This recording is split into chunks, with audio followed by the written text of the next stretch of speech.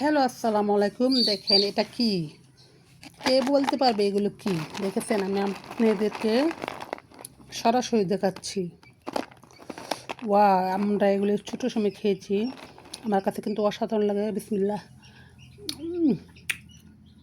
সেই স্বাদ। এত স্বাদ খেয়ে বলতে পারলেন না এগুলো কি বলবো? আচ্ছা বলে দেই। এগুলো হচ্ছে আমের ফলি। যখন আম বেশি বড় হয় না, মানে হাডি হয় না, হাডি হওয়ার আগে যখন পরে, তখন এগুলো টুকায় আমগুলো টুকায় আমরা কী করতাম, চিরচির করে এরকম চিরা করে হলুদ, লবণ, মরিচ, ধনে সবগুলো গুঁড়া দিয়ে, লবণ দিয়ে একবারে চালন আছে আমাদের গ্রামের বাড়িতে, চালনে আমরা ছড়ায়ে রোদ্রে শুকাইতাম। রোদ্রে শুকানোর পর এরকম